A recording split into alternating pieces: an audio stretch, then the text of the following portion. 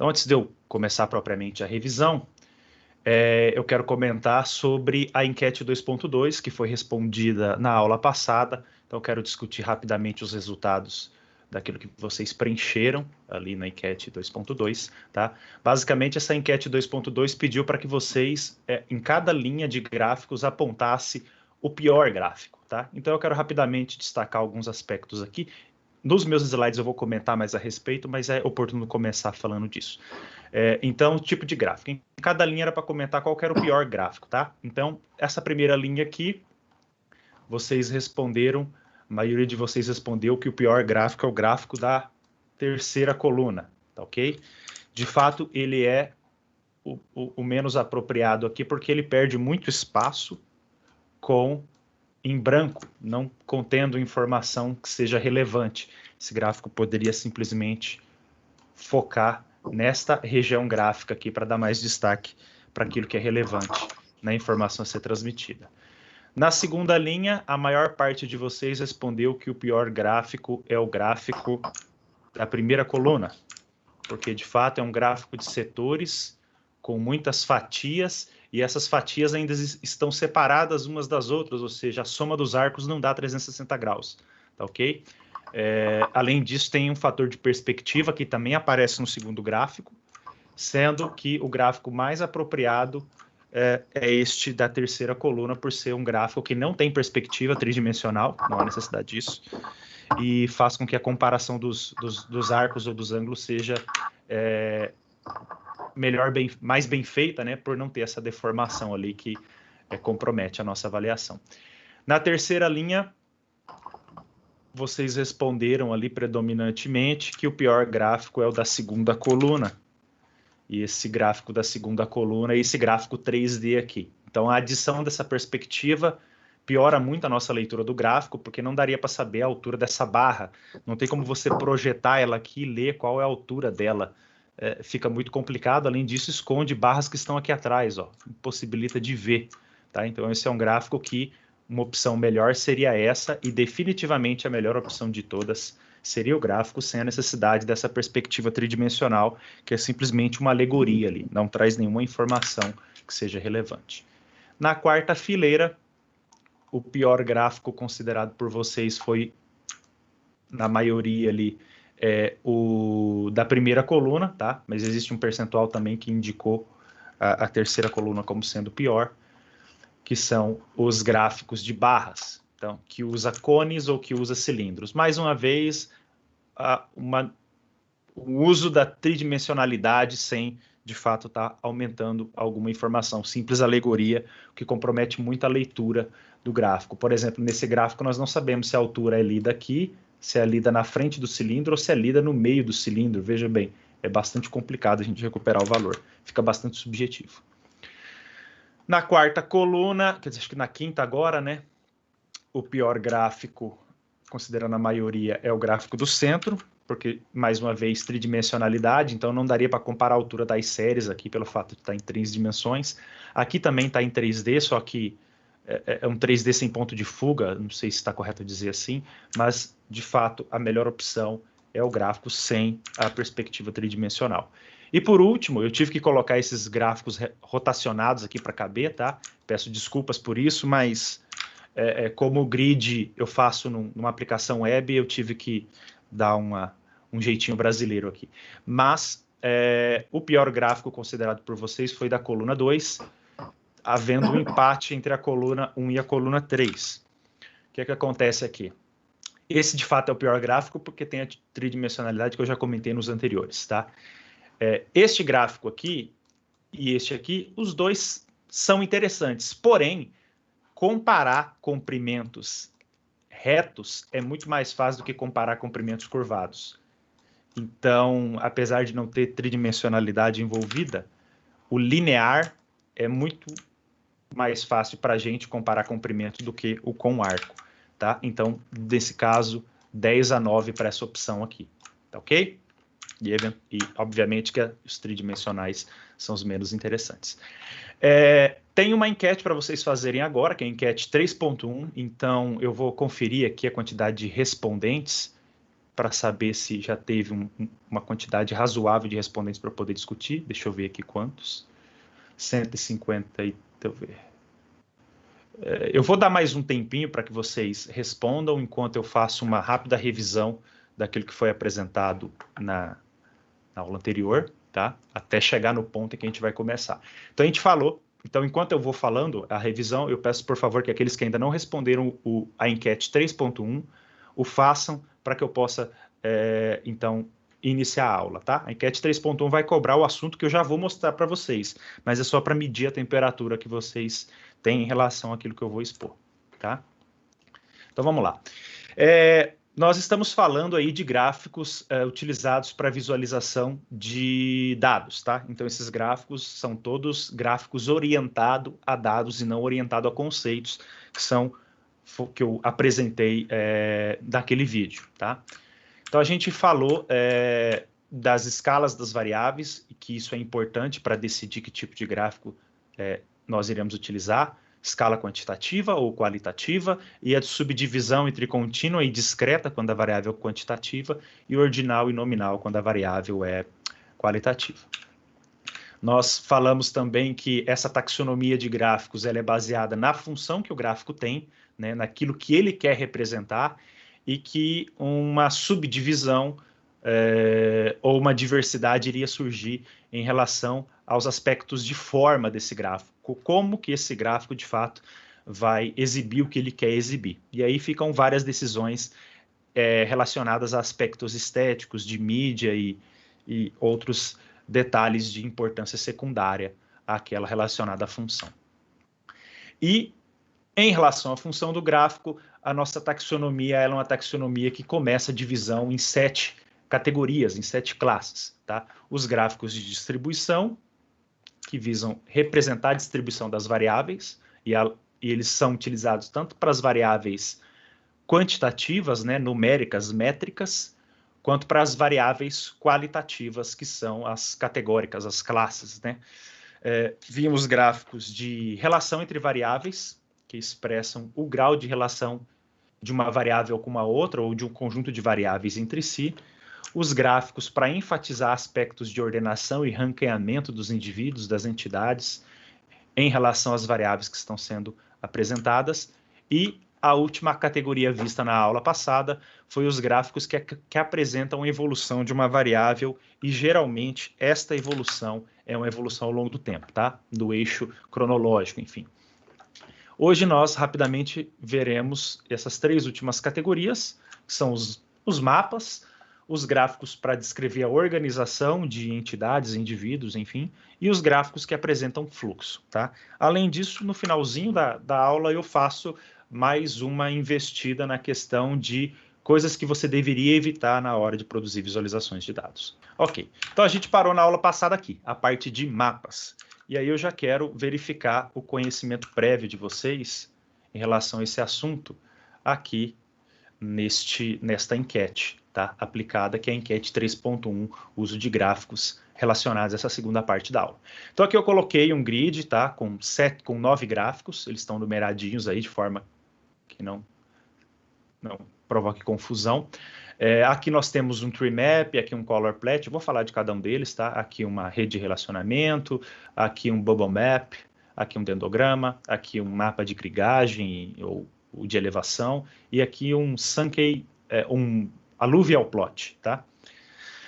E aí eu pergunto, qual deles é mais apropriado para representar a quantidade de casos de Covid-19 por bairro em Curitiba, tá? E aí, nessas 12 perguntas, nós temos a resposta de vocês. Não sei se é mais didático eu falar disso agora ou depois que eu mostrar os gráficos, mas acho que eu já estou aqui, eu vou falar então.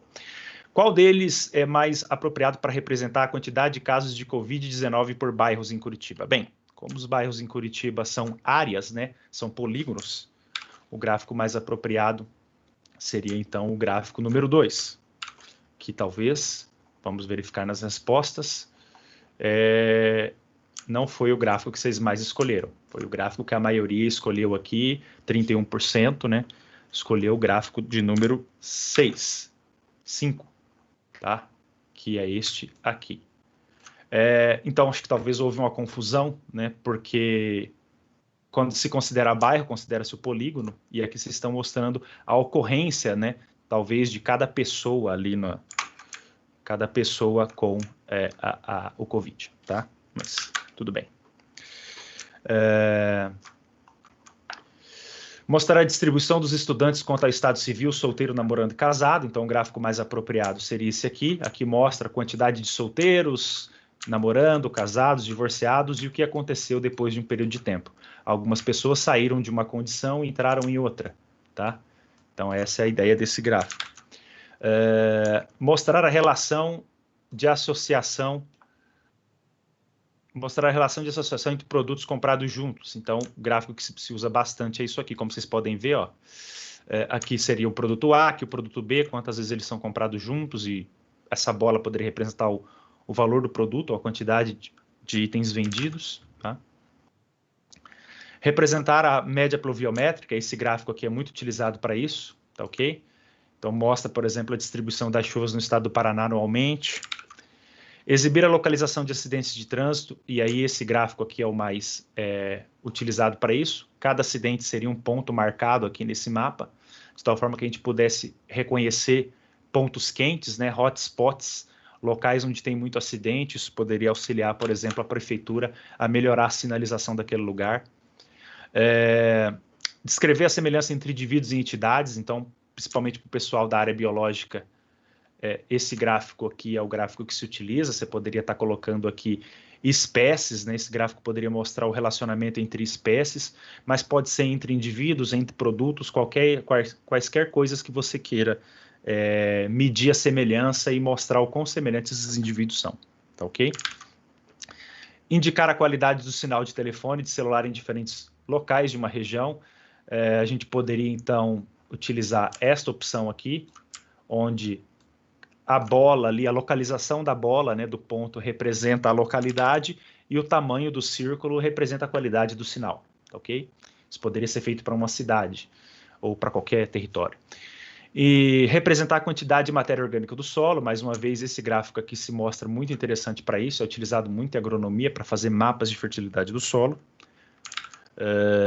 Obviamente que Paulo pode explicar depois, mas você faz a amostra de solo em algumas localidades e depois interpola tudo isso para criar um mapa que mostra a variável ocorrendo em todos os pontos, né?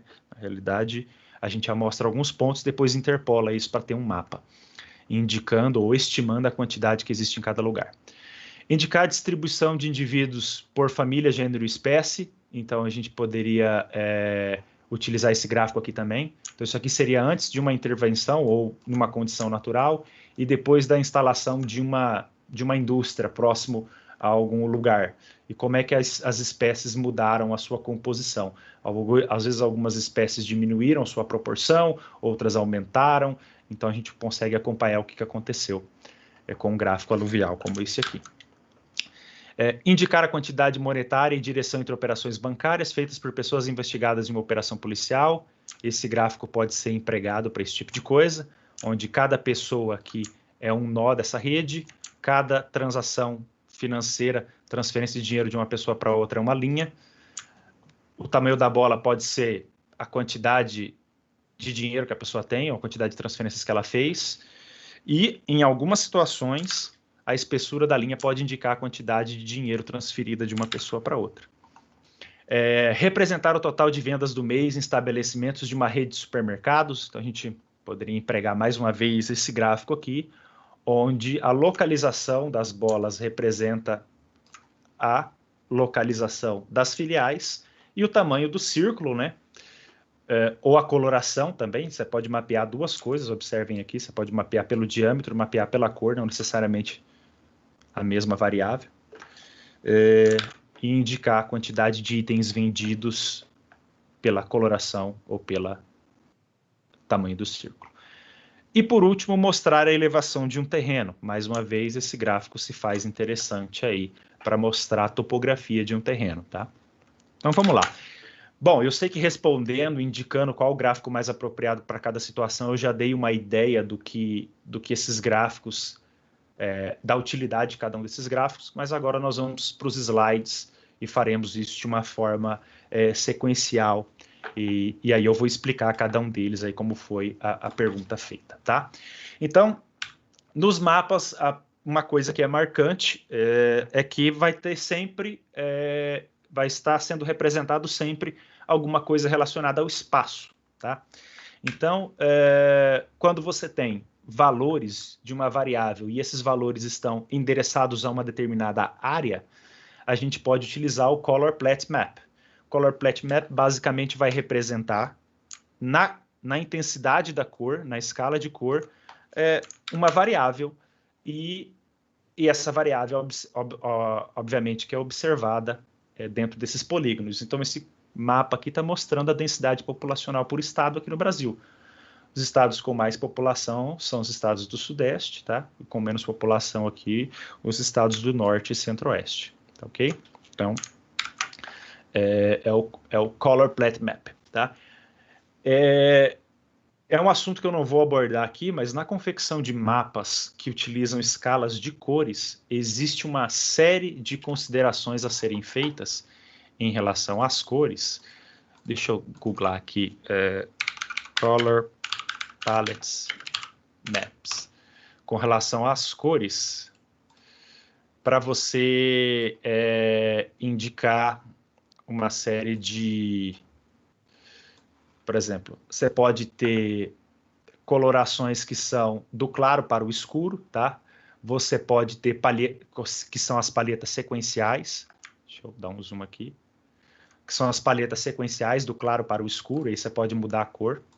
Você pode ter as palhetas divergentes, por exemplo, que são do vermelho para o azul, muito utilizado em temperaturas para representar quando a variável é uma variável temperatura, ou que tem um centro em zero, tá ok? Porque aí o branco seria o zero, e o vermelho seria o quente, o azul seria o frio. E você pode usar escalas qualitativas que não representam nenhuma sequência, simplesmente são categorias diferentes, tá? Por exemplo, diferentes classes de solo. Aqui eu tenho um solo, ou diferentes usos do solo. Aqui você poderia ter mata, aqui você poderia ter pastagem, aqui você poderia ter agricultura, tá ok? Então você usa cores diferentes, cores que não estão em uma sequência de claro para escuro ou de um extremo de coloração para outro extremo, tá? Mas o que eu vou falar de palhetas de cores para mapas é apenas isso, que existem essas opções, sequencial, divergente e qualitativo, e que você tem ainda na hora de confeccionar opções para que não seja colorblind, né? Porque às vezes tem pessoas que não enxergam determinadas cores, daltonismo, então você poderia utilizar uma cor que não prejudica a compreensão dessas pessoas e que também não perde qualidade quando esse gráfico passar ou for impresso em preto e branco, em escala de cinza, tá? Mas mais detalhes sobre isso, eventualmente em uma aula no futuro sobre análise de dados espaciais propriamente. Muito bem. Então, o nome desse gráfico é o Color Plot, porque ele mostra o que ele utiliza de variável visual é a coloração, e aí ele faz a coloração de cada polígono de acordo com o valor da variável, tá? Um segundo gráfico para representar variáveis medidas no espaço é o Bubble Map, tá? Ele é um diagrama de dispersão, basicamente, onde a localização dos pontos é a localização geográfica, então ele tem dois eixos aqui, tá? O eixo da latitude e da longitude, e o tamanho da bola representa a variável medida naquela localização geográfica.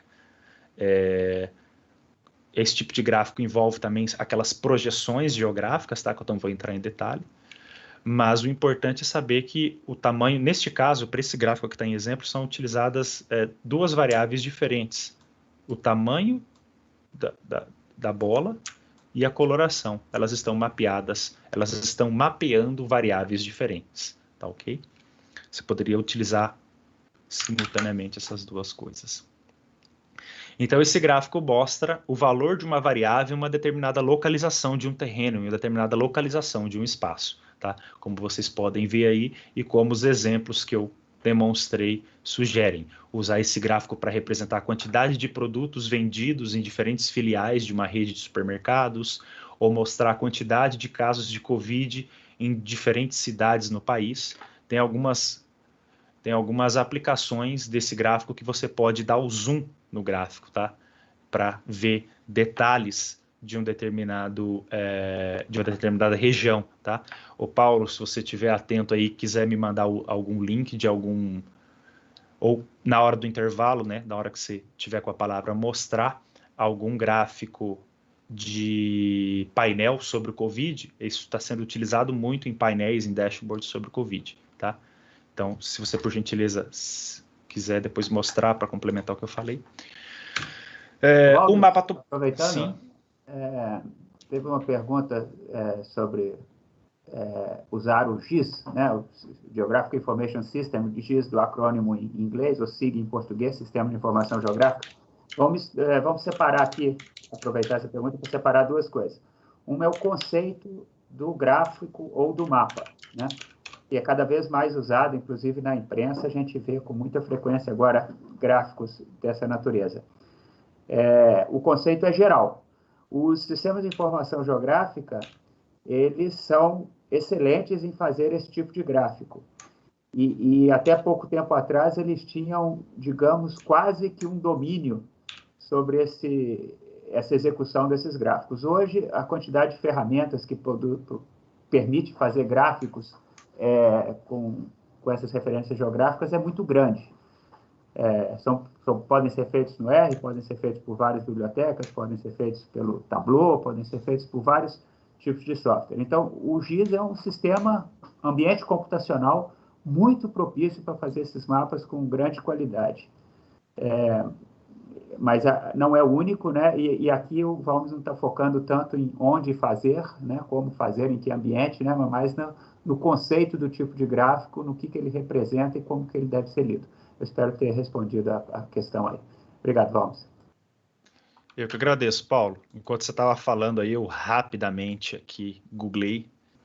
Então aqui nós temos um dashboard, eu peguei isso agora, não tive como estudar mais, mas o que ele está mostrando é o Bubble Map, tá ok, pessoal? Então a gente consegue, vocês podem ver aqui com o evento de mouse, com a rodinha do mouse, eu estou dando zoom no Brasil, né, para que você tenha um nível de detalhe maior da quantidade de Covid, e aí você consegue tanto mover, né, deslizar o mapa, quanto dar o zoom para ter um nível de detalhe geográfico maior aí, tá ok? E esse dashboard, como a maioria dos dashboards são, ele representa informações acessórias, né, números, permite você selecionar e fazer filtros, aplicar filtros e tudo mais, tá bom? Então esse é um exemplo, aqui eu tenho outro. Então esse exemplo primeiro aqui usa Bubble Map, esse segundo aqui ele usa o Color Plot, tá?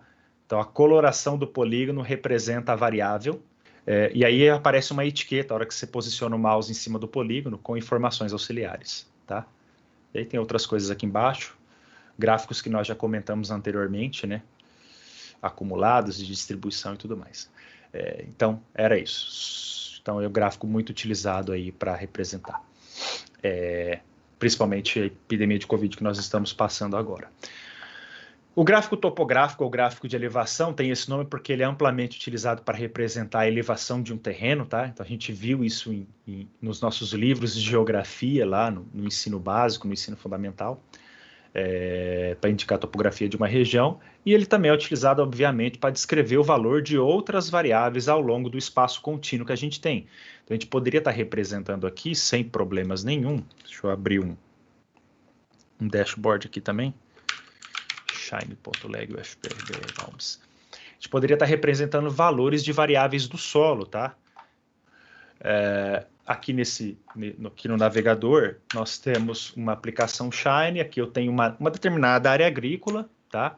Um determinado talhão agrícola, e essas bolinhas representam, neste caso, a quantidade de matéria orgânica que foi medida em cada amostra de solo retirada nesse talhão agrícola aqui, tá? Então vocês podem ver, por exemplo, que essa região tem menos matéria orgânica, aqui tem mais matéria orgânica. O que nós estamos utilizando aqui é um Bubble Map, tá? O tamanho do círculo representa o valor da variável, que neste caso é matéria orgânica. E aí, com base nos valores individuais de matéria orgânica nesse grid, a gente vai lá e faz uma interpolação espacial e determina a matéria orgânica em outros pontos que a gente não coletou. É uma estimativa, é uma predição, tá? E esse mapa aqui, então, representa a matéria orgânica em outros pontos ali nessa escala, tá? Como vocês podem ver aqui, esse tom de azul corresponde a 40% de matéria orgânica, 40 gramas por quilo de matéria orgânica, 4% no caso. Tudo bem? Então, geralmente, há um processo de extrapolação, de predição, a partir de pontos coletados com os valores conhecidos, uma extrapolação para toda a área, tá? E esse processo de predição é o que a gente vai ver depois em partes específicas desse curso, como fazer isso, tá? Então, é basicamente isso aí. Então, a gente utiliza o mapa topográfico de elevação para representar outras variáveis que sejam espacialmente distribuídas. O mapa que eu mostrei anteriormente, só que um print dele, né? De distribuição da matéria orgânica do solo. Aqui eu já mudei a escala, como vocês podem ver, eu comentei anteriormente, é uma escala divergente.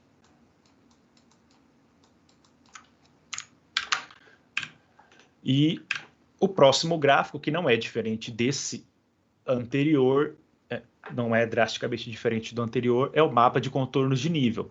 Basicamente, o que foi feito foi dar detalhes nos contornos para que você tenha um polígono todo com a mesma coloração, áreas juntas, né, áreas contínuas que tenham a mesma coloração, tá ok? Isso não foi feito aqui, porque foi e não foi, né? Aqui a gente vê que essas áreas são muito pixelizadas, todas quadriculadinhas. Ali talvez tenha sido feito apenas um processo de suavização desses contornos, ou uma predição com mais detalhes no grid, mas esses dois gráficos são muito próximos, tudo bem? Então, é o mapa de contornos de nível. Muitas vezes você pode ver esse mapa de contornos de nível sem coloração, simplesmente com os contornos, como você está vendo nesse gráfico aqui. Esse gráfico é um gráfico de contornos de nível, assim como o anterior. Então, ele está mostrando aqui esses contornos. Só que, em especial, esses contornos representam o adensamento de pontos, tá? Então, à medida que você vai mais para o interior da figura, saindo daqui para cá, você está indo para uma região de maior densidade de pontos, indicando os pontos quentes, os hotspots de um determinado evento no espaço. Então, esse é um gráfico. Aqui, na verdade, são várias visualizações sobrepostas, tá? Deixa eu, então, comentar camada por camada. Primeiro, você tem um simples diagrama de dispersão que está representando os pontos. Depois, você tem um gráfico de contornos em cima desses pontos para indicar a região de maior densidade de pontos. Então, essas duas coisas estão misturadas. E ainda existe uma coloração por baixo, que é um tom de verde, que fica mais forte à medida que você vai para o centro, tá? Então, você tem os contornos, mas você também tem as cores que vão para o centro. Esse gráfico em especial, ele é um gráfico de valor histórico muito interessante, porque foi o gráfico que o John Snow fez para indicar os focos de cólera, né? Na realidade, ele não fez o gráfico de densidade porque ele não possuía tecnologia ou teoria na época para fazer. Mas os pontos marcados ele tinha feito e, em função disso, ele concluiu que o foco da cólera tinha relação ali com a distribuição de água, né? Os poços da cidade, coisa desse tipo. Então, esse é o gráfico de densidade. É um gráfico de contornos, não deixa de ser um gráfico de contornos, mas em especial os contornos estão representando a densidade de pontos, enquanto que esse outro gráfico aqui, os contornos estão simplesmente mostrando áreas com o mesmo valor de uma variável numérica ali, ó, tá? Uma variável numérica que pode ser densidade populacional, pode ser... Esse gráfico aparece aí nos nossos jornais diários mostrando a possibilidade de chuva e precipitação, né? Então, é muito comum para a gente. Este outro gráfico aqui é um gráfico que mostra trajetos, né? Rotas, ligações entre cidades. Aqui poderia estar conectando cidades que possuem um voo direto, sem escala, de uma cidade para outra. Poderia mostrar eventos migratórios. Poderia ser um gráfico que o LinkedIn faria, né? Por exemplo, mostrando onde você trabalhava em 2010 e agora onde você trabalha em 2020. Poderia mostrar eventos migratórios, poderia mostrar uma série de coisas que estejam ligando antes ou depois que indiquem algum movimento, tá ok? E mais uma vez, esses pontos, a espessura dessas linhas poderia carregar alguma variável visual para indicar o quão forte ou a quantidade de pessoas que saíram daqui e veio para cá, né? Então a espessura poderia indicar alguma variável, tá? Então é um mapa de conexões. Aqui nós temos um outro mapa de conexões, agora utilizando a espessura da linha para indicar uma variável. Isso aqui são localizações de empresas no Paraná e que estão se conectando aos centros de áreas de comarcas. Se eu não estou enganado, são comarcas, tá? Então aqui, por exemplo, é o centro de uma comarca aqui. E as linhas indicam que as empresas prestaram serviço para essa comarca e a espessura tem relação com o número de serviços prestados, número de contratos ou o valor envolvido no contrato, enfim. Então, com isso, a gente pode verificar a existência de algum padrão espacial em casos como esse. Será que empresas de Curitiba prestam serviços para comarcas que sejam distantes? Enfim, dá para explorar uma série de hipóteses relacionados a esses aspectos, tá? Então a espessura, aqui nesse caso, reforçando mais uma vez, a espessura tem a ver com alguma variável relacionada ao relacionamento desta empresa com esta comarca. Número de contratos assinados, valor do contrato, período do serviço prestado, qualquer variável que a gente queira mapear.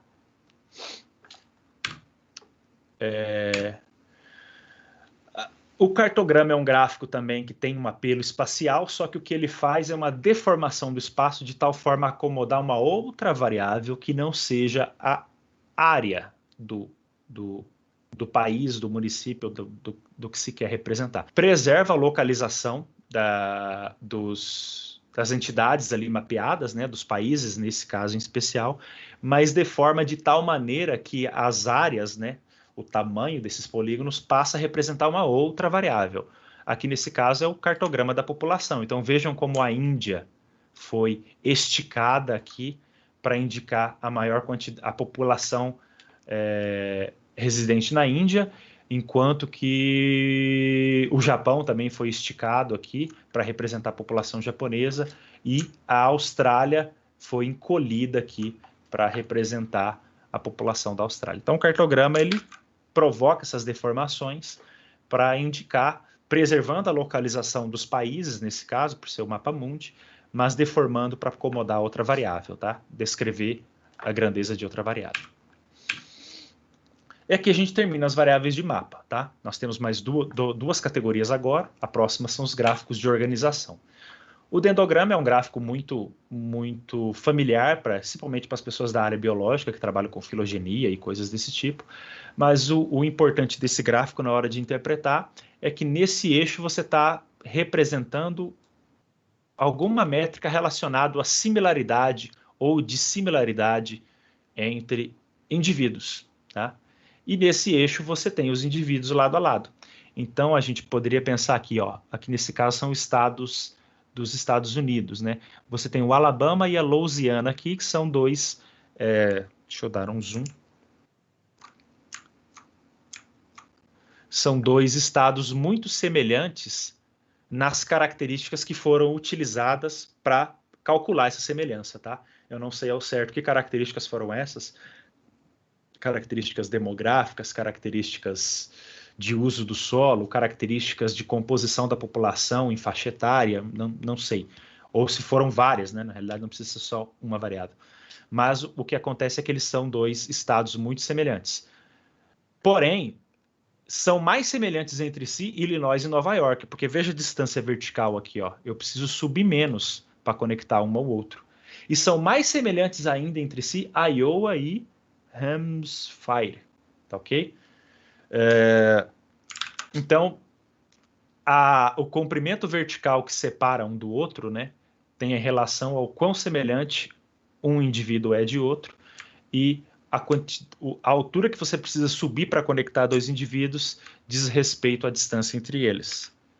Então, para eu conectar, por exemplo, Virgínia com Alabama, eu tenho que subir uma altura considerável aqui, ó, Virgínia e Alabama. Vamos lá.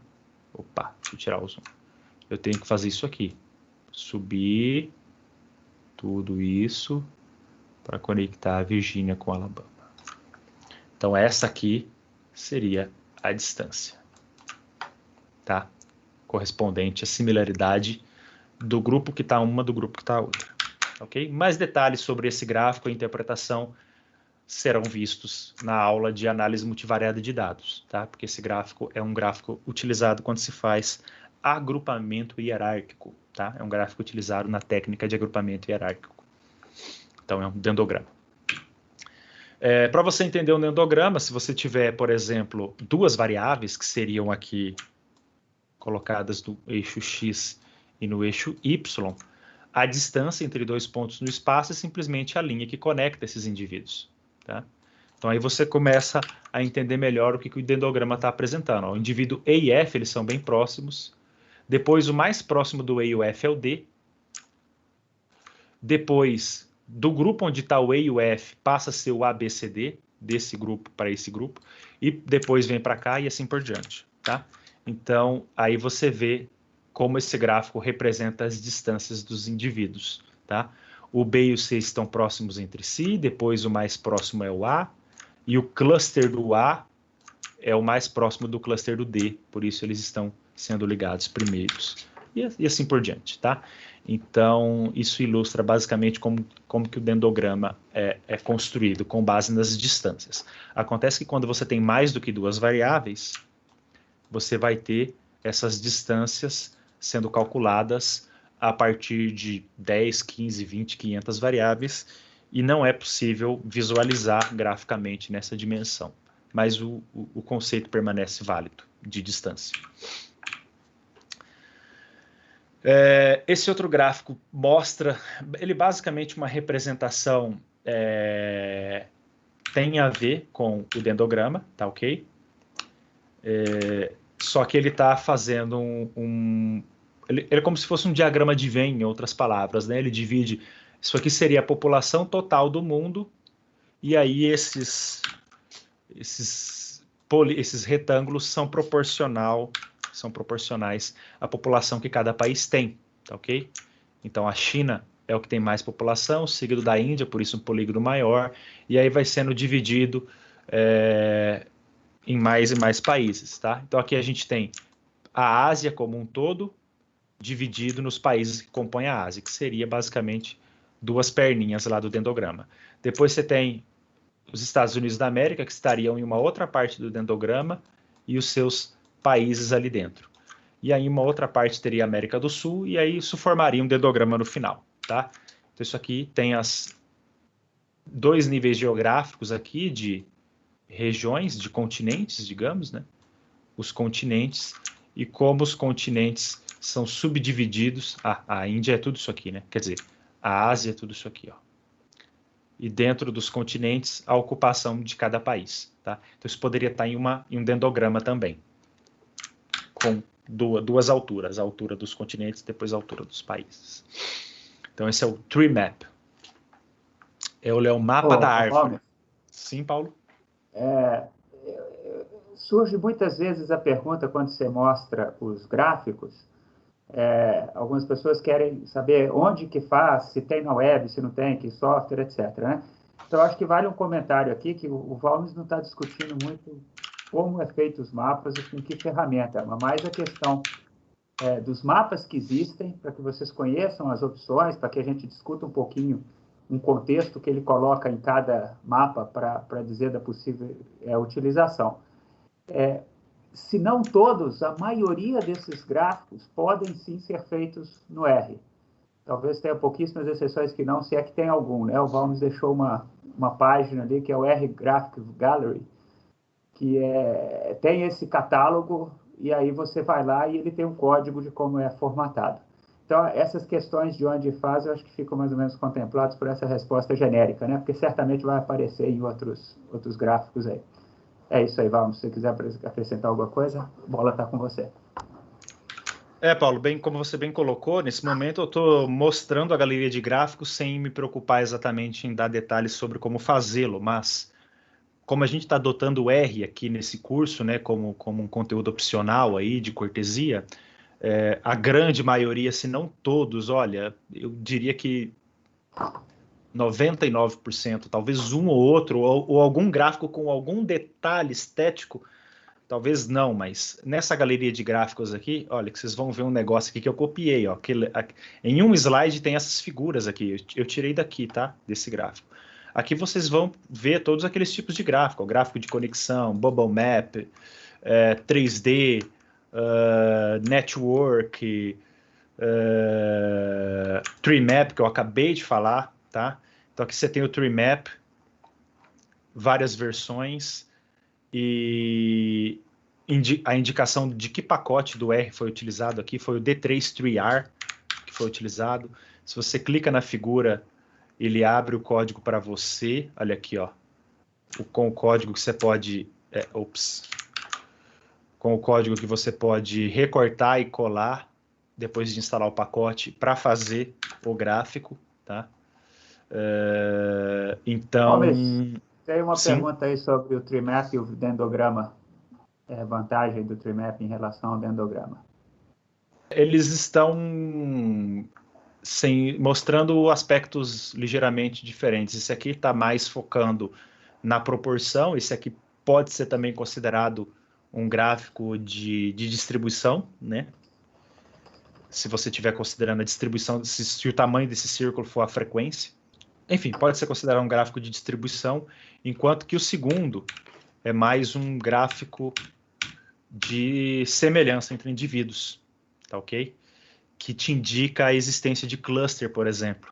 Você poderia imaginar, se você não souber a existência de um cluster, poderia imaginar que esse grupo forma um cluster, esse grupo forma outro, esse grupo forma outro, por exemplo, de estados que são semelhantes em alguma coisa, ou de clientes que têm padrões de compra semelhantes, ou de estudantes que têm padrões de rendimento acadêmico semelhantes, tá? Enfim.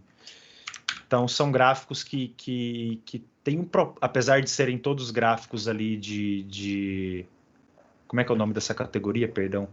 Dessa categoria de gráfico de organização, eles estão mostrando essa organização de diferentes formas. Aqui indicando a similaridade, e esse outro aqui está indicando o particionamento, mas respeitando a questão hierárquica de você ter, por exemplo, continentes e países dentro dos continentes, e talvez a gente poderia ter mais uma subdivisão aqui com linhas pontilhadas que fossem províncias ou estados dentro dos países. Então mostraria a organização, porque você estaria com o polígono dividindo para ter níveis geográficos cada vez mais inferiores, cada vez menores, mas o tamanho iria representar uma variável, tá ok? Então você estaria mapeando uma variável, enquanto que aqui você não está mapeando uma variável do seu banco de dados, perdão, você está mapeando a semelhança entre indivíduos, uma variável calculada, e aqui você estaria representando uma variável ali, que poderia ser, nesse caso, é a população. Não sei se ficou clara essa diferença. Gomes, eu vou aproveitar que nós estamos aí, você está respondendo, né? Uhum. Alguém perguntou que tipo de variável é usada no dendrograma. Eu quero dizer que nós vamos ter uma aula onde a questão de análise de agrupamentos vai ser abordada em mais detalhe, né? Mas no algoritmo mais simples, você usa variáveis quantitativas, tipicamente quantitativas contínuas, onde o método se desenvolve de maneira mais fácil. Mas é possível, sim, acoplar outros tipos de variável. E essa pergunta é interessante, porque nessa comparação que o Valmes fez dos dois ali, também cabe essa pergunta, né? Quais os tipos de variável que você tem sendo feitas em cada gráfico. E aí, para quem perguntou do UMAP e do t-SNE, se são dendrogramas para as múltiplas variáveis, eu não tenho muita familiaridade com o UMAP. O t-SNE, ele não é exatamente a mesma coisa do dendrograma, ele trabalha de uma forma um pouco mais diferente, e nós vamos abordar também numa aula que vai vir na semana que vem ou na outra, em continuidade a componentes principais.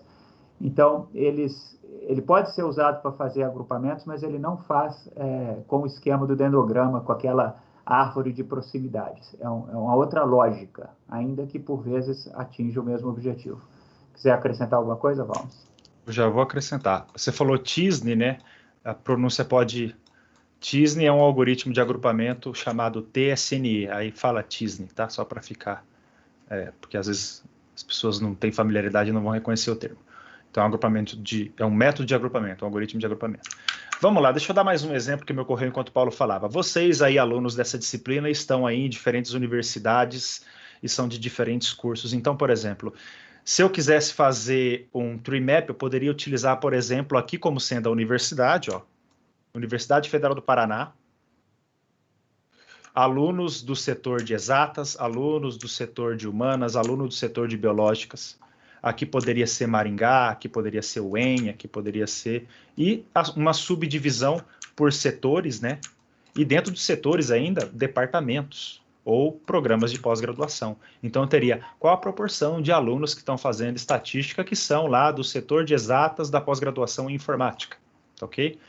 Tem muito mais alunos desse setor do que lá em Maringá, do setor de ciências biológicas. Ó, eu comparo diretamente uma área com a outra. E ficaria preservado essa distribuição hierárquica de universidade, setor, departamento e pós-graduação. Quantos níveis eu quisesse. Obviamente que eu iria cair em quadrados muito pequenininhos aqui, onde eu não seria capaz de contemplar a quantidade de indivíduos. Agora, se eu quisesse fazer um outro tipo de coisa, eu quero saber o seguinte: qual a semelhança que existe de um determinado aluno ou um determinado programa de pós-graduação com outro. Então, vamos falar em programa de pós-graduação. Eu obtenho as métricas dos últimos 3 anos desse programa de pós-graduação. Vamos fazer de conta que eu vou considerar apenas 4 variáveis. Número de artigos publicados pelo programa nos últimos 3 anos, quantidade de alunos que defenderam nos últimos 3 anos, tamanho do corpo docente nesse período de 3 anos. Tá bom, essas 3. E aí eu poderia, considerando a similaridade que esses programas têm nessas 3 variáveis, posicionar um ao lado do outro. Então, programas que são iguais nessas 3 variáveis ou muito próximos nessas 3 variáveis, quantidade de artigos, quantidade de professores e alunos que defenderam, estariam um ao lado do outro aqui, enquanto que programas que são drasticamente diferentes estariam bem separados. Programa que tem muito professor, publica pouco, estaria bem longe de um programa que publica muito com poucos professores. Não sei se vocês conseguiram entender a diferença. Então, a quantidade de variáveis que eu poderia utilizar nesse dendrograma pode ser uma ou muitas, tá? Enquanto que aqui eu estaria mais preocupado em fazer um detalhe de distribuição de frequência, talvez, mas preservando essa questão hierárquica ali. Desse gráfico aqui do tree map, para o próximo, que é o circular packing, o que mudou foi que a gente estava representando tudo retangular, né? E passamos a representar como circular. A única coisa que muda é isso, tá ok? Então a gente continua tendo a população aqui da Ásia e o tamanho dos círculos, as populações da Índia, Indonésia, dos países e para os demais. Então a única diferença é uma diferença meramente de forma, meramente estética. O resto continua sendo válido, tá? A gente mudou de um sistema retangular para um sistema circular. E o que houve aqui nesse gráfico em particular foi que você deu tons de cores diferentes para indicar melhor esses clusters, né? Em azul ficou a Ásia, em vermelho ficou a Europa, a América do Sul ficou em verde, mas foi só isso. Ainda assim, o tamanho dos círculos permite comparar os tamanhos das populações. Às vezes, eu prefiro mais esse aqui, porque eu acho que ele é menos subjetivo. Não me dá outra opção a não ser comparar a área. Então, a China é mais do que o Japão. Diretamente, essa área é muito mais fácil comparar com a área do Japão. Agora, e eu sei quantos japões, não sei como... Quantos cabem aqui dentro? Eu consigo fazer isso visual, né? Ó. 1, 2, 3... Precisa de 9 para dar uma China, tá? Visualmente, assim. Agora, aqui no circular, dificulta um pouco, vocês concordam? Cadê o Japão aqui? Em algum lugar... Japão. Eu não consigo ver quantos do Japão cabem dentro da China. Pelo fato de se tornar circular, a gente não consegue fazer essa composição de forma tão fácil. Então é aí que a gente, às vezes, opta por uma visualização em detrimento da outra, mas... Circular packing é isso. E aí nós temos mais outro tipo de visualização. Esse é muito comum nos nossos sistemas operacionais. Esse aqui, em especial, é uma forma de visualizar a ocupação do seu disco rígido com arquivos que a gente vê no Linux, tá? Então, eu tenho 4.2 GB ali no pendrive. Acho que é no pendrive. Não, não é não. Isso aqui é 4.2 GB da minha área de usuário. O quanto foi ocupado numa pasta que tem ali. Dentro dessa pasta, quantas outras pastas estão dentro e quantas Então, você mostra a hierarquia ali de quantos diretórios estão dentro daquele diretório que estão dentro daquele diretório, né? Então, por exemplo, isso aqui, ó, é um diretório dentro de outro, dentro de outro, dentro de outro, dentro de outro, né? Você consegue mostrar à medida que você sai da circunferência, que você vai adentrando em pastas, né, do seu sistema operacional, e o tamanho do arco corresponde à quantidade de espaço em disco ocupado ali com aquele diretório, tá? Se você for no seu celular Samsung, você também vai lá, análise do sistema, você vai verificar o quanto que está ocupado com fotos, com vídeos, na pasta do WhatsApp, em outros lugares. Então, isso é muito utilizado também para mostrar a mesma coisa, tá? Então, a hierarquia vai do centro para fora, tá? Diretório na primeira camada, outros diretórios dentro daquele. Então, se a gente estivesse falando da questão geográfica, isso aqui seria os continentes, o primeiro círculo é os continentes, o segundo círculo, os países, o terceiro círculo poderia ser as províncias e assim por diante, tá ok? Mostrando essa distribuição, preservando a hierarquia. E aí nós vamos para a última categoria, que são os gráficos de fluxo ou de conexão entre entidades, indivíduos, tá? Então eu comentei e coloquei ali na nossa enquete 3.1 a network. Network é bastante interessante porque mostra o relacionamento entre pares de indivíduos. E além disso ele pode mostrar propriedades dos indivíduos, utilizando a cor ou utilizando o tamanho.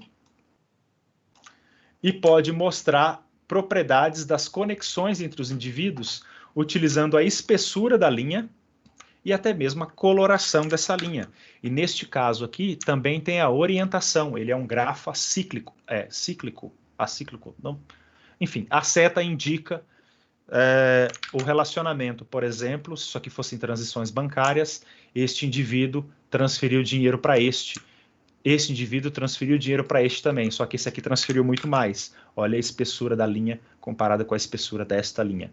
Aqui um transferiu para o outro, houve uma troca, né, de valor monetário entre os indivíduos.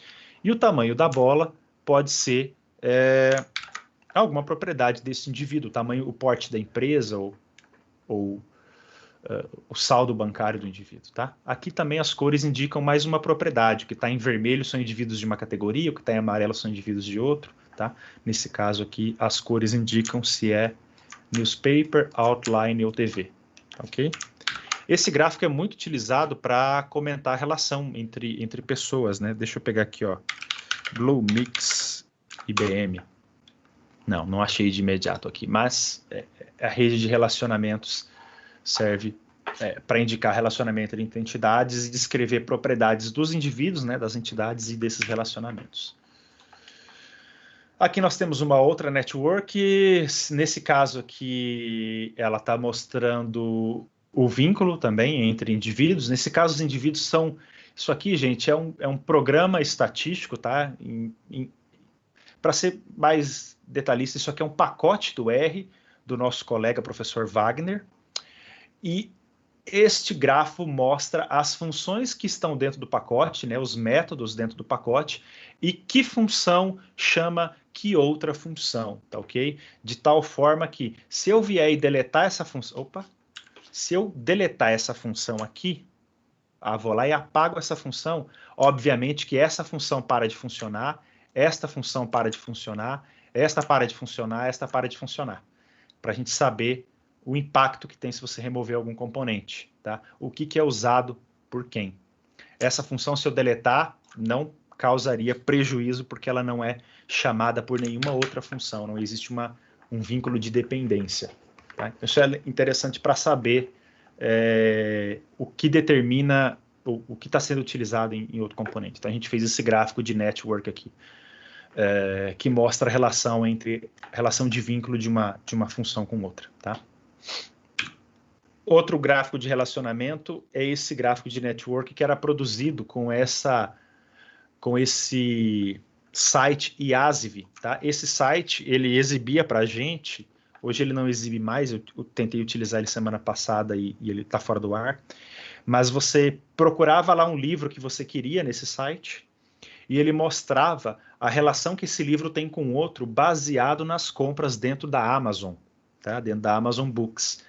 Então, um livro tem relação com o outro à medida que eles são comprados juntos, tá? E aí você consegue ver qual que é o grau de popularidade de um livro, né? O quanto esse livro é popular, porque se ele é comprado junto com outros, ele se torna popular, e aí você consegue ver o centro dessa rede de relacionamentos para saber qual que é o gráfico mais interessante daquela área, né? Qual que é o centro da rede, o indivíduo que possui mais conexões, tá ok? Esse aqui mostra os dois gráficos que eu comentei na aula passada sobre visualização de dados, o Good Charts e o The Big Book of Dashboards, e a relação que esses livros têm com outros livros de visualização de dados, tá bom?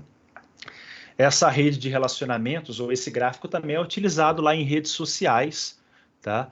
Para sugerir amizades para uma pessoa com base nas pessoas que têm em comum e tudo mais. Mas aí eu teria que entrar em detalhes sobre o algoritmo que faz isso, e também é utilizado para recomendar livros, né?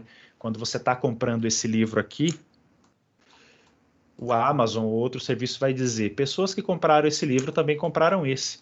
Isso é com base na quantidade de compras anteriores em que esses dois foram comprados juntos, tá? Então, num futuro, possivelmente alguém possa vir falar sobre esses detalhes aí de algoritmos de mineração de dados, sistemas de recomendação. Essa network que vocês estão vendo aqui, ela pode ter configurações, né, formas de exibição diferentes para ter apelos estéticos diferentes. Então, aqui a gente tem ela com disposição radial, tá? Aqui nesse caso está conectando alimentos. Eu não sei exatamente o contexto, mas está conectando um alimento ao outro. Muito possivelmente, talvez alimentos que estejam envolvidos em tipos de dietas, tá? E aí com essa disposição radial, a gente consegue contemplar de forma melhor as melhores relações, tá ok? Do que daquela forma onde o indivíduo fica no centro e os demais esparramados. Então é o Radial Network. Continua sendo uma rede, mas usa essa distribuição radial. Tem outras possibilidades, que é você colocar os indivíduos ao longo de uma linha e conectar com um arco, como vocês estão vendo aqui. Vocês estão percebendo que é sempre uma rede, mas só é a disposição dos nós que mudou. Aqui os nós estão todos esparramados no espaço, né? Aqui eles já foram colocados em cima de uma circunferência, e nesse caso em específico agrupados, ó, formando os clusters de alimentos que são de um mesmo grupo alimentar. Aqui já está os indivíduos, né? Os nós da rede estão alinhados e os arcos estão conectando os indivíduos entre si. Aqui a gente não deixa de ser uma network em essência, mas o que a gente está mapeando mais aqui é a proporção. Eu comentei sobre esse gráfico na enquete. Então, a gente poderia ter aqui alunos que ingressaram em engenharia, primeiro ano, calouros. Quantos solteiros? Quantos namorando? Quantos casados, né? Depois de 10 anos, quantos ainda são solteiros, casados? Ou poderia ser uma outra variável, obviamente, né? Sei lá, aqui quando o cara entrou no curso, ele queria ir para a área de construções, aqui ele queria para a área de rodovias, e, de fato, quantos queriam no começo construções e permaneceram em construções? Quantos estavam em construções, mas depois optaram por rodovias? Quantos estavam em rodovias e depois mudaram para construções? Tá ok? Então, você poderia ter esses eventos, né? Esse fluxo migratório do antes para o depois sendo representado em um gráfico como esse, tá? Aqui você poderia ter 3 categorias que não têm relação com essas 3 categorias aqui, tá ok? Você poderia ter aqui estudantes de Curitiba que são do colégio Bom Jesus estudantes de Curitiba que são do colégio estadual, do colégio municipal, de fora de Curitiba. Quantos vieram para a PUC, quantos vieram para o UFPR, quantos vieram, entendeu? Então, está mapeando características, categorias observadas ou relacionadas a um aspecto, a indivíduos conectados ou mapeando variáveis em relação a outro aspecto. Lembrando que aqui você tem o 100%, né? Ups. Lembrando que aqui você tem 100% dos indivíduos e, novamente, 100% dos indivíduos. O que muda é como é que você amarrou essas coisas. Beleza. Você poderia ter nesse diagrama aluvial muito mais do que o começo e o fim. Aqui nós só temos começo e fim, ou característica A, característica B. Okay? Mas você poderia ter muito mais etapas no meio. Então, a gente poderia ter aqui muito mais fases intermediárias, tá ok? Vamos supor, aqui você tem um estudante de um curso, a porcentagem desses estudantes que fizeram Ciências Sem Fronteiras e que fizeram Ciências Sem Fronteiras e foram para o mestrado. Então, você poderia ter diferentes fases intermediárias ali, pensando que são eventos do tempo, tá? Isso aqui poderia ser utilizado para mapear um processo de fabricação de alguma coisa e indicar as etapas pelas quais os produtos passam até chegar na fase de consumo, enfim. Então tem muita aplicação, tá?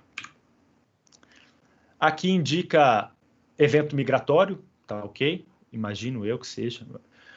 É igual ao gráfico anterior, tá, pessoal? Só que ao invés das duas barras aqui na lateral estarem verticaisinhas, como a gente vê nesse gráfico aqui, ó, estarem as duas verticais, eles arquearam, né? O gráfico foi feito para ficar mais circular, mas a validade ainda é a mesma, tá bom? A interpretação ainda é a mesma. Então você poderia imaginar eventos migratórios aqui de pássaros ou de pessoas, né? De um continente para outro, ok? Aqui nós temos outra representação, só que agora, ao invés de você ter de onde saiu de um lado para onde chegou no outro, tá ok? Aqui o lugar de partida e o lugar de chegada em arcos separados, os arcos foram... O lugar de saída e o lugar de chegada juntou, tá ok? Você sabe que é uma chegada ou que é uma saída com base na direção da seta, ó. Saiu daqui e permaneceu, né?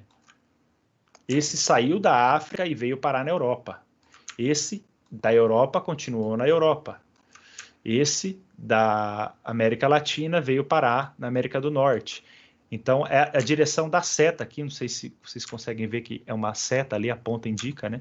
Que é uma seta. Mostra a direção do fluxo migratório ali no caso. Outro exemplo do uso do mesmo gráfico, e aqui um exemplo que foi de um trabalho dos meus alunos mostrando, né, eles fizeram um estudo baseado em música, mostrando um acorde indo para outro acorde, né, as transições entre acordes em uma música, entre notas em uma música. Sai da nota Sol, e aí qual a proporção de vezes que sai da nota Sol e vai para a nota Ré? Sai da nota Sol e vai para a nota Dó. Sai da nota Sol e vai para a nota Lá, e assim por diante, tá? E o contrário também, né? Sai de Lá e vai para Dó, e aí você tem todas as relações, tá ok? Todas as transições, os tráfegos. Então, a espessura desta linha corresponde à proporção de vezes em que aquele evento aconteceu. Com isso a gente termina essas três categorias faltantes e eu vou rapidamente falar sobre o que a gente deve evitar na visualização de dados. A gente tem um problema muito grande que a maioria de nós aprendeu a fazer gráficos, confeccionar gráficos através de planilhas eletrônicas. E essas planilhas eletrônicas, muitas vezes, a mais utilizada delas, né, que é o Microsoft Excel, dá para a gente essa quantidade de opções aqui, um monte de gráficos.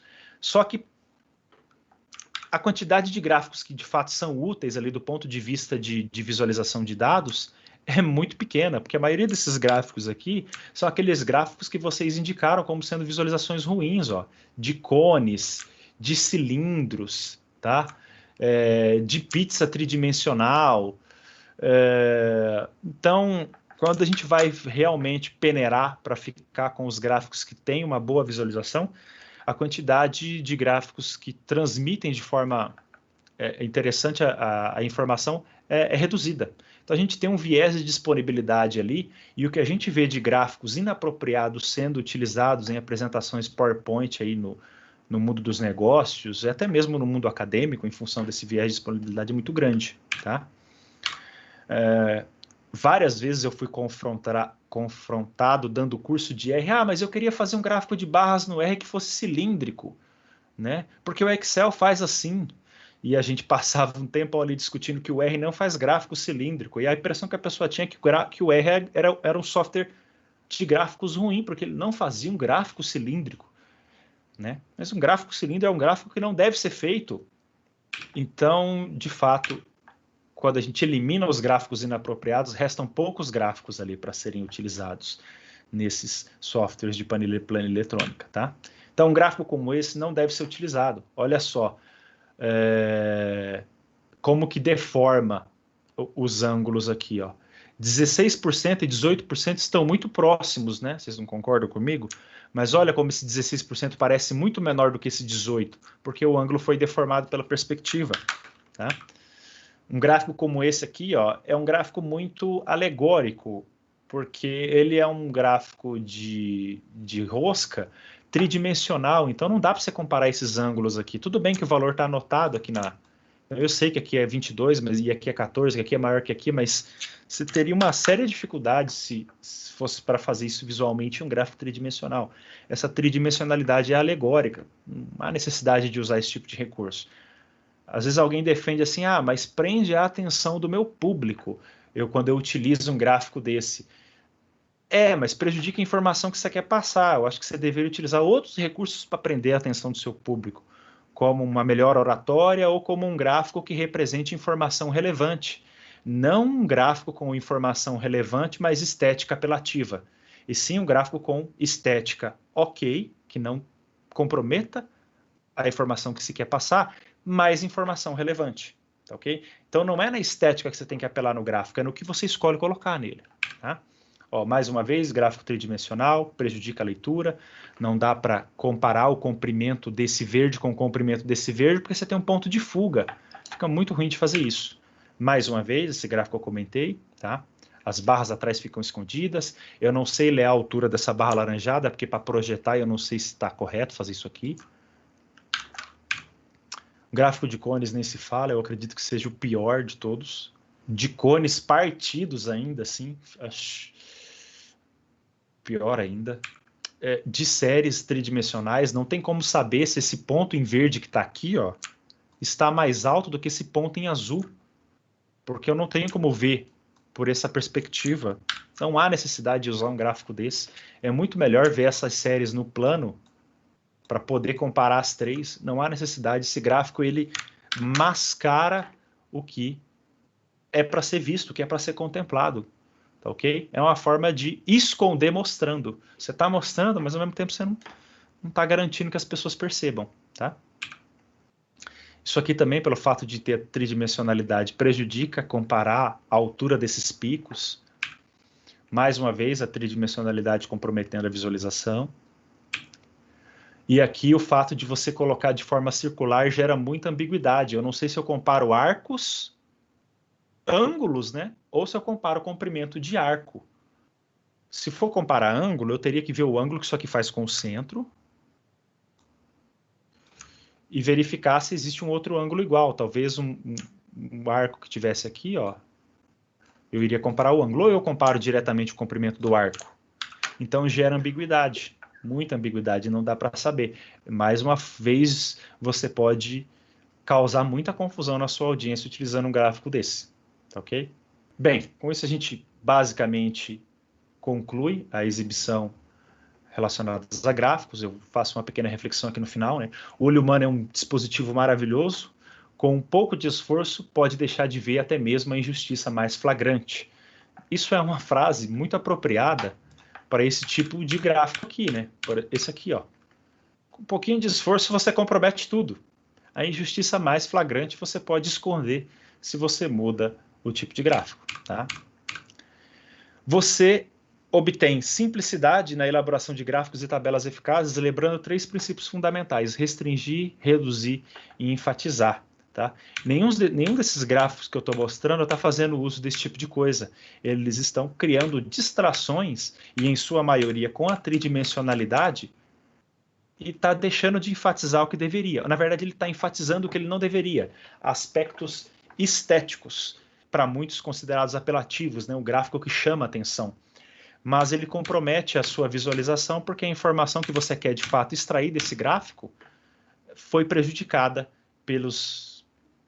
pela maquiagem que você colocou ali, pelos artifícios visuais que você aplicou. Tá? Você deveria ser simples, enxuto e enfático na hora de produzir seus gráficos. Tá, ok?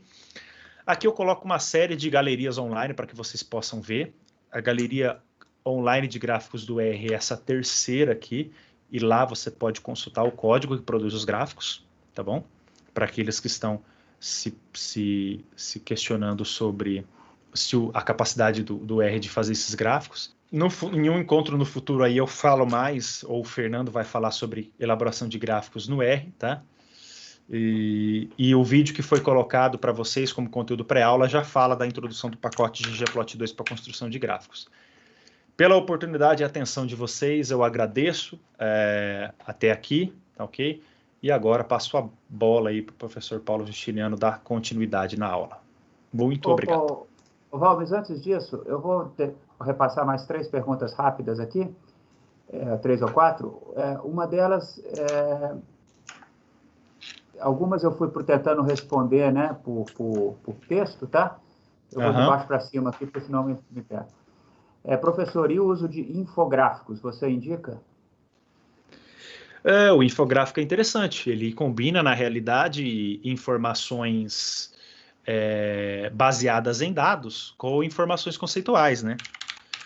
Então, o problema é que o infográfico ele é um trabalho muito artístico, ele não é um trabalho que você fala, o R faz infográfico, ele é um trabalho muito artístico, porque além dele ter elementos de visualização de dados ali, que você poderia construir aquela parte utilizando algum software, você tem também essa parte decorativa. Deixa eu tentar pegar alguma aqui, ó.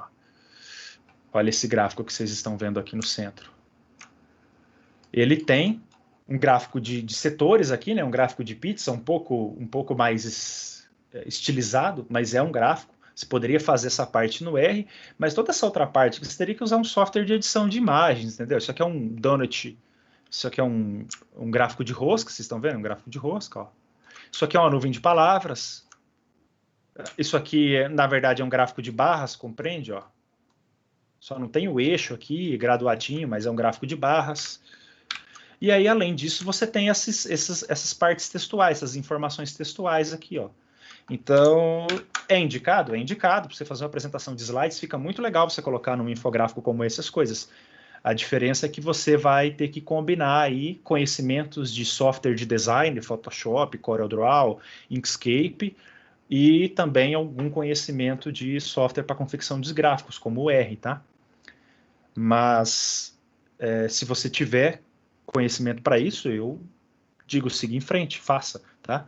E aí uma dica importante, talvez vocês não saibam, na hora que você fizer gráficos lá no R e que você tenha a intenção de utilizar dentro de um CorelDRAW ou dentro de um software de edição vetorial, salva o gráfico lá no R com formato PDF, porque o PDF é uma extensão vetorial, você abre no Corel e desmonta o gráfico.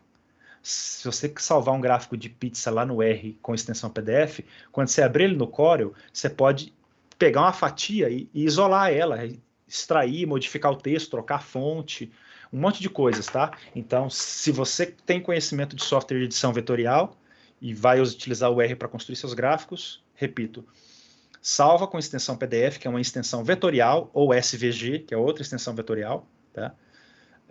E abre no Corel, no Inkscape, no programa de edição vetorial. E aí você vai conseguir pegar esse gráfico que veio do R com um jeitinho padronizado e dar um ar estético para ele, né? Dar uma caprichada assim para fazer o seu infográfico.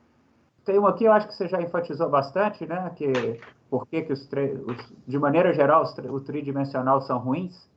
Não é aconselhado fazer? Acho que você já enfatizou bastante isso, né? Enfatizei a questão da perspectiva, né? Que a perspectiva nesse gráfico, ela é ilusória. É um gráfico 3D, mas que você está vendo em um monitor 2D ou em uma impressão 2D. Ele não é, de fato, tridimensional, né? E essa perspectiva, o fato desse tridimensional ser projetado em 2D, causa confusão, né? Então, é um tridimensional que só tem valor estético. E a gente quer priorizar o valor da informação e não estética, entendeu? Por isso que eu digo, evitem ao máximo gráficos tridimensionais. Por mais abundantes que eles sejam, ou por mais encorajado que você se sinta ao abrir um Microsoft Excel ou software semelhante, procure gráficos 2D, gráficos mais simples, gráficos onde a informação que você está transmitindo não esteja à mercê de distrações de tridimensionalidade ou outros artefatos ali. Valmes, o gráfico aluvial se enquadra na categoria de fluxo, mas não poderia ser também enquadrado na categoria evolução por demonstrar dados após um tempo? Concordo, faz sentido.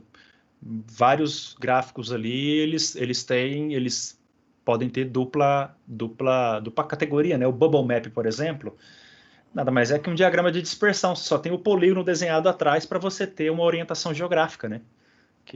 Entendeu? Então, nesse sentido, é bastante pertinente essa colocação. E ele também pode ser visto como um gráfico de distribuição, né? Porque ele pode mostrar a distribuição das pessoas antes, com uma barra fatiada, e a distribuição das pessoas depois, com outra barra fatiada. O que tem é uma faixa conectando. Então, poderia ter outras classificações, tá? E a última é bastante interessante, Valmes, que é um ponto que você tocou, mas eu acho que agora ele vai fazer mais sentido você discutir um pouquinho. Que é assim, olha, é apropriado utilizar um volume menor de informações para melhorar a interpretação? Quase sempre sim. Quase sempre está de acordo com esse princípio que a gente vê aqui, né? De você restringir, reduzir e enfatizar. Então, você pode muitas vezes produzir visualizações demasiadamente complexas, recheadas de informação, mas que para a sua audiência deveria ser priorizado partes daquilo. Então, talvez um gráfico mais simples, que forneça menos detalhes, que reduza o horizonte e foque numa parte daquela informação, seja bem-vindo. Então, é uma balança que você tem que procurar o equilíbrio dela, tá? Eu acho que tem duas questões aí, né, Valmes? Tem essa que você levou, que são as informações que você vai colocar no gráfico, que você tem que ser parcimonioso, mas eu também não sei qual foi a intenção de quem perguntou, que em certos casos, quando você tem volume de dados extremamente grandes, às vezes você, dependendo do tipo de gráfico, você não consegue colocar todo mundo lá, né? Num diagrama de dispersão, que você discutiu isso um pouco, né? Então, sim, quem fez a pergunta, se quiser depois elaborar, a gente discute mais isso. Eu quero só, antes de agradecer o Valmes, dizer assim, esse conteúdo mais elaborado sobre visualização, ele não faz parte do repertório normal de um curso de estatística com caracteres gerais introdutórios, ou mesmo dos livros de estatística básica. E a gente acha que nos dias de hoje essa informação é fundamental, a quantidade de gráficos, o acesso a ferramentas para se fazer esse gráfico, como o colega colocou bem ali do SIGs, né, que agora temos vários outros ambientes para fazendo coisas que antigamente eram quase que exclusivas do SIG. Isso aumentou muito o repertório disponível para que as pessoas possam fazer visualização dos seus trabalhos, das suas pesquisas, né? Então, esse foi o intuito, a incluir esse conteúdo aí no curso. E, nesse sentido, eu agradeço extremamente o Valmes aí por atualizar em relação ao ano passado, né? Mas trazer esse tópico. Eu comentei muito de gráfico aí, mas existe um uso, né? Não falei de dashboards, mas agora está muito na moda dashboards, que são gráficos que estão utilizando outros canais que a gente não tinha, né? Como a interatividade, por exemplo, aqui, ó, vocês estão vendo o dashboard de Covid, ó, à medida que vocês passam no tempo, vocês estão acompanhando o que acontece nas localidades, ó, as bolas vão crescendo, o número ali se altera, você pode dar play, né? São gráficos que você não vai colocar impresso em papel, obviamente, né? Mas que é muito comum para você fazer relatórios web, fazer visualizações, criar painéis, dashboards. Esse tipo de gráfico, por exemplo, a gente não está abordando nesse curso, tá? Mas é muito importante vocês já despertarem para talvez passar a pensar a respeito de confeccionar esse tipo de gráfico. Principalmente para quem precisa fazer gráficos aí no trabalho, ou, enfim,